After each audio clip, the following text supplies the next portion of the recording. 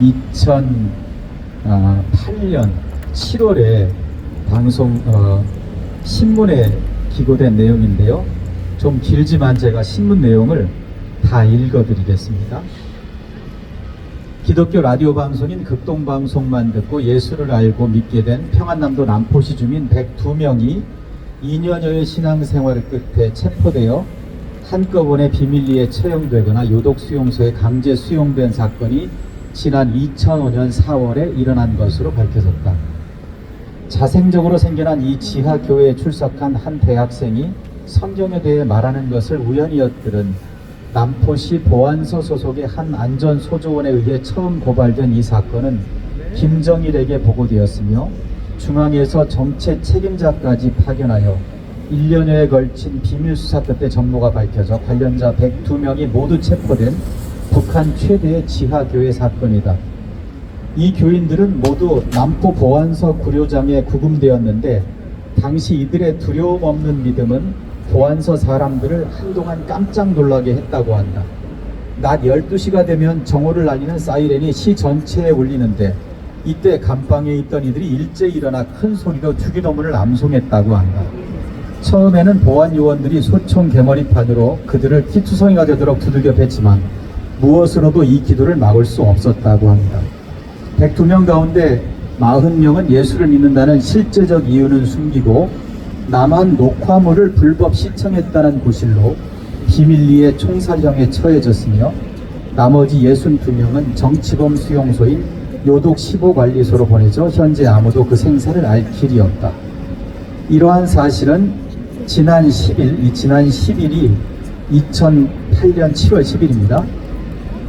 지난 10일 기자를 만난 북한 안전부 출신 한 탈북민에 의해 처음 알려졌는데 그는 기밀 문건으로 분류된 이 사건의 보고서를 직접 열람한 적이 있으며 상부의 업무보고차 출장 온 남포 출신의 한 보안소 요원으로부터 이 사실을 확인했다고 한다.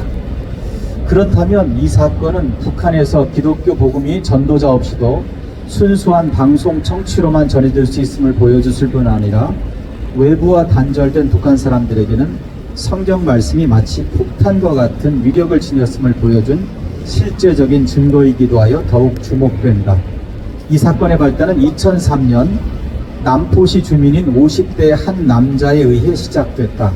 성씨가 김씨로만 알려진 이 남자는 우연한 기회에 극동방송의 설교를 접하게 되었는데 그 말씀이 점차 마음에 궁금증을 키웠고 들을수록 북한에서는 들어본 일이 없는 내용들이기 때문에 더 호기심을 가지고 경청하게 돼 점차 믿음을 갖게 됐다고 한다. 그래서 그는 4개월 동안 청취한 방송 내용을 빠짐없이 종이에 기록하기 시작했는데 나중에는 무려 700페이지에 이르는 방대한 분량이 됐다고 한다. 또 그는 성경을 구해서 기록한 내용과 비교하며 5개월간 연구한 끝에 성경책의 거의 대부분을 이해할 수 있었으며 나아가 깊은 영적 공감을 갖게 되면서 말할 수 없는 기쁨을 느꼈다고 한다. 다시 말해 그는 성령의 감동으로 예수님의 은혜를 체험할 수 있었다. 마침내 그는 믿음의 확신을 가지고 자신의 아내와 20대의 두 아들에게도 그 내용을 전했다. 그리고 가까운 친척과 친구와 이웃들에게 그가 아는 성경 이야기를 전했다고 한다. 말하자면 그는 전도를 한 것이다. 그러나 결정적인 순간까지 그는 성경이라든가 예수 그리스도의 복음이라는 얘기는 전혀 하지 않았다고 한다.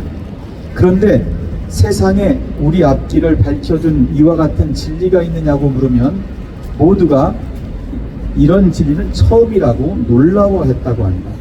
그들은 그것이 기독교의 복음인 줄 모르고 깊이 공감했던 것이다. 기독교 복음을 철학의 일종으로 전했기 때문에 사람들은 부담없이 접했고 쉽게 받아들인 것이다. 복음에 공감하고 감동받은 사람들이 다시 복음을 전하면서 몇 달 사이에 기독교인은 무려 50명을 넘어섰다.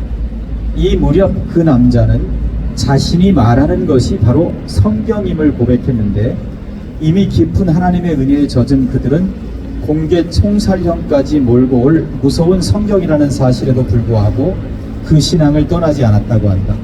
이미 그들은 사도행전에 나온 초대교회 사람들처럼 서로 돕고 의지하고 서로 나누는 믿음의 공동체를 이루고 있었던 것이다. 그리고 그는 방송 청취시설을 대담하게 설치하고 극동방송을 함께 들었다고 한다. 이것은 엄청난 파문과 파급 효과를 가져왔고 마침내 지하교인이 100명을 넘어서게 됐다.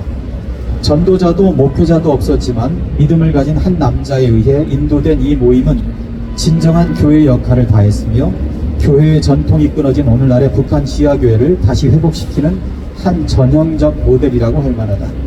또한 처형된 102명의 기독교인들은 신앙의 자유를 탄압한 김정일 정권에 의해 희생된 남포 지역의 북한 기독교 순교자들로 한국 교회사에 기록되어야 하고 뜻있는 한국 교회들이 나서서 그들의 불굴의 신앙과 순교를 기리는 별도의 추모 행사를 가져야 한다는 평가다.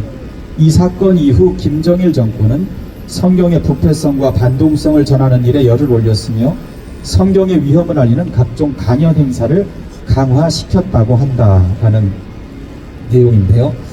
이게 미래연합신문과 크리스천 투데이에서 2008년 7월에 보도된 내용입니다. 저희가 쓰거나 취재한 건 아니고요.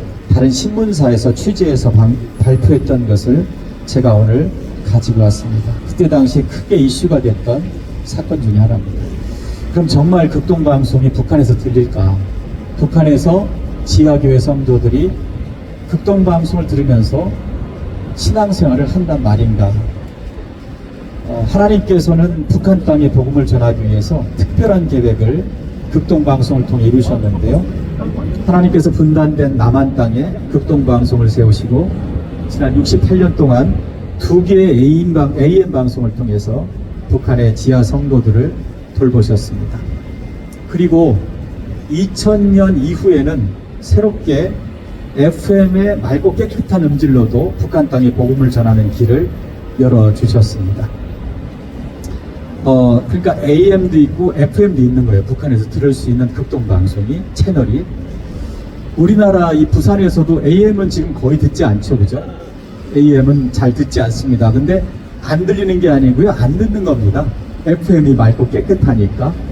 그런데 북한이나 중국, 러시아 이렇게 땅이 넓은 곳이나 산악지역이 많은 곳에서는 AM이 큰 효과가 있습니다.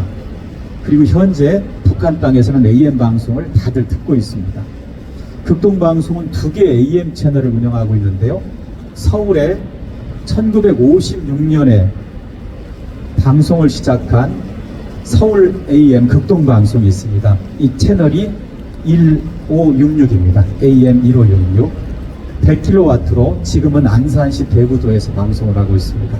그리고 1973년에 제주도에서 시작한, 우리 어르신들은 아세아 방송이라고 아마 기억하실 텐데, 그 아세아 방송이 이름을 바꿔서 지금은 제주 극동방송입니다. 그 제주 극동방송이 73년에 시작해서 51년이 됐습니다. 제주에 있는 이 극동방송, 아세아 방송은 출력이 무려 250kW입니다. 이 영도에 있는 우리 부산 극동방송 출력이 1kW입니다. 1kW. 제주에 있는 제주 극동방송이 250kW입니다. 얼마나 힘이 센 겁니까?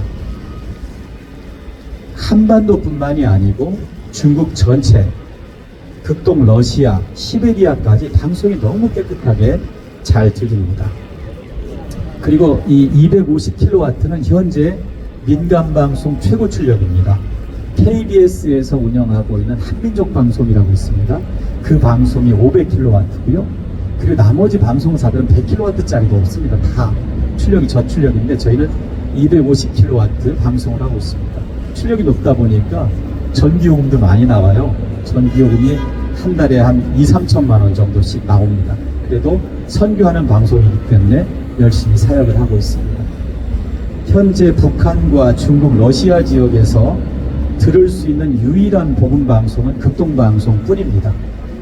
그렇기 때문에 그곳에서 탈북한 분들, 또 여러 가지 외화벌이로 나와 있는 분들, 또 북한 땅에서 몰래 듣는 분들을 포함해서 극동방송을 통해서 복음을 듣고 있습니다.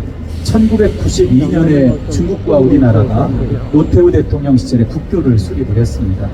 그때 당시에 국교를 수립한 이후에 노태우 대통령이 중국을 방문했습니다. 중국을 갔다 와서 김자만 목사님을 부르셨어요. 그래서 무궁화 훈장을 주셨습니다. 무궁화 훈장이 국가 원수들이 받는 거잖아요. 그걸 받을 이유가 없는데 이분이 중국을 가보니까 다른 아무것도 중국과의 교류를 안 했는데 듣는지 안 듣는지도 몰랐던 극동방송만이 쉬지 않고 그 긴 시간 동안 중국의 복음을 전했다는 것을 알게 됐습니다. 그래서 그분이 노태우 대통령이 한국에 오자마자 훈장을 김정한 목사님, 그 극동방송에 주신 거죠. 그런 일화가 있습니다. 그래서 이 탈북자들이 제가 좀 오기 전에 찾아보니까요, 2000년대부터 많이 들어오기 시작했고요. 2006년부터 2011년까지는 매년 2,000명이 넘게 들어왔더라고요. 그리고 조금씩 줄다가 이제 코로나가 되면서는 10자리 숫자 60명, 67명 이렇게밖에 안 들어오고 있는 상황인데요. 탈북자들이 폭발적으로 증가하고 그들이 한국 땅에 와서 그분들의 증언을 통해서 다시 북한 땅에 어떻게 복음이 전해지고 있고 극동방송을 듣고 있는지가 알려지게 됐습니다. 저희가 짧은 영상을 준비했는데 영상과 이게 음성도 나오네요. 음성 좋은데요. 한번 들어보시죠. 북한에 진짜 방송이 들리는지. 부산이 방송 들을 때는 뭐라 계실 거예요? 내가 직접 들었죠. 아침 새벽에 상태를 나와서 그 보통하면서 낚시질을 내려갔거든. 지나가다가 뭐 잡았어요? 하고 보니까 그 놈이 그쪽 쳐다보더니 어디 가야지?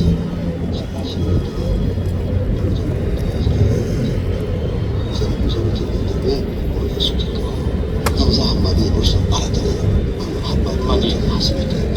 아니 여기서 그 방송을 들으면서 저렇게 싸우는 거예요.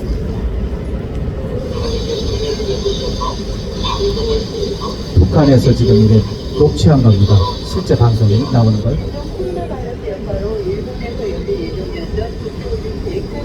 너무 깨끗하죠. 평양에서 녹취한 거. 가지고 있던 거 또만 딱 풀어놓으니까 밤 1시부터 새벽 4시 반 5시 정도까지는 얼마나 잘 듣는지 몰라요. 그 극동방송을 통해서 제가 그때 비즈니스 순장하고 있어요. 그리고 거기서 내가 구원을 했습니다. 그저 밤만 되게 방송 듣고 지금 북한에 이 방송을 듣고 있어요. 네, 맨 마지막에 나온 분은 북한에서 방송을 듣고 그 정치 장교였습니다. 그래서 북한에서 우리 방송을 청취를 하고 여기 적는 분이었어요. 근데 그분이 일로 그걸 듣다가 복음을 받아들여진 거예요. 그래서 탈북해서 장신대에서 신학가르친 목사님 되셨습니다. 그래서 처음에 들으셨던 분은 잘 영상이 좀 안 보였는데요. 곽선희 목사님입니다. 곽선희 목사님께서 평양에다 병원을 세우셨잖아요. 병원 세우러 가셨는데 보통강변에서 이렇게 산책하는데 낚시하는 노인이 있어서 가서 얘기한 거예요. 뭐 좀 잡히세요? 이렇게 했더니 돌아보지도 않고 곽선희 목사님이시고 이렇게 하신 거예요. 그래 이제 그분이 이제 이분 앞에 보고 있고 곽 목사님이 뒤에 계시고 이러면서 말을 압니까? 이렇게 하니까 제가 왜 모릅니까? 극동방송 듣고 목사님 목소리 알고 있습니다. 이러신 거예요. 그래서 곽 목사님이 이 일을 경험하시고 나서 극동방송을 가장 앞장서서 소망교회 현직에 계실 때였습니다. 얼마나 많이 도와주셨는지 모릅니다. 그리고 이제 특히 아까 AM 방송 말씀을 드렸는데 제가 정해진 시간이 너무 길게 가는 거 아닌지 모르겠습니다.